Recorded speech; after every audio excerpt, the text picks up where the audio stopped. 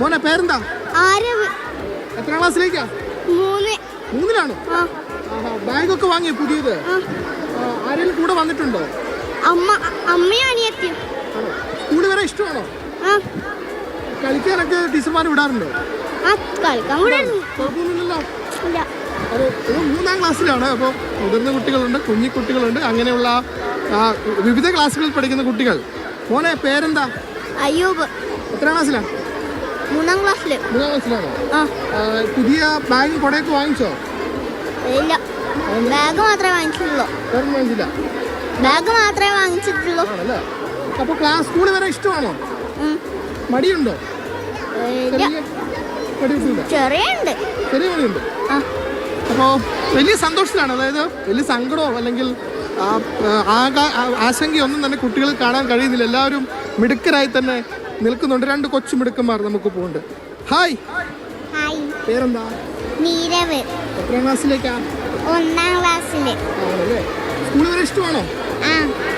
എന്താ പുതിയ എന്തൊക്കെയാ വാങ്ങിച്ചേ? ബാഗ് വാങ്ങിച്ചോ? കുട വാങ്ങിച്ചോ? കുടയുണ്ടോ? കൂടി ആരാ വന്നിട്ടുള്ളത്? അമ്മ. ഹായ്, എന്റെ ഹെയർ സ്റ്റൈലൊക്കെ സൂപ്പറാണ്. പേരെന്താ? എന്റെ സ്കൂളിൽ എത്രാം ക്ലാസ്സിലാ? 1-ാം ക്ലാസ്. ആണോ? സ്കൂളിൽ വരെ ഇഷ്ടമാണോ? ഇഷ്ടമല്ല? ആണോ? കൂടി ആരൊക്കെയാ വന്നിട്ടുള്ളത്? ആണോ? കൂട്ടുകാരനാ? അപ്പോൾ ഏതായാലും കുട്ടികളൊക്കെ തന്നെ വലിയ രീതിയിൽ തയ്യാറായിട്ടുണ്ട്. രക്ഷിതാക്കൾ നമുക്ക് പോണ്ട്. ചേച്ചി, ഇപ്പോൾ ഇന്നും തുറക്കുകയാണ്. അപ്പോൾ കുട്ടികളായിട്ട് വന്നതല്ലേ? അതെ. കുട്ടികൾക്ക് മടിയുണ്ടോ? ഇല്ല, മടിയില്ല. ഇഷ്ടമാണ് സ്കൂൾ വരെ. ഇഷ്ടമാണ്. അവർക്ക് അറിയുന്നൊന്നുമില്ലല്ലേ? ഇല്ല. എല്ലാ കുട്ടികളുടെ മുഖത്ത് ഭയങ്കര സന്തോഷം തന്നെ കാണുന്നത്. അവളെ പേരെന്താ? 1-ാം ക്ലാസ്സിലേക്കാണോ? സ്കൂളിൽ ഇഷ്ടമാണോ? മടിയൊന്നുമില്ല.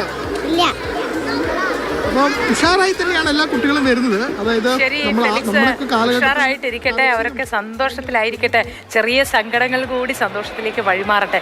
സമ്മാനങ്ങളൊക്കെ രാവിലെ തന്നെ കൊടുക്കുന്നത് അതിൻ്റെ ഭാഗമായിട്ടാണെങ്കിൽ പോലും ചിലർക്കൊന്നും എത്ര അങ്ങോട്ട് പിടിച്ചു വെക്കാൻ നോക്കിയിട്ടും പറ്റുന്നില്ല സങ്കടം എന്നതാണ്.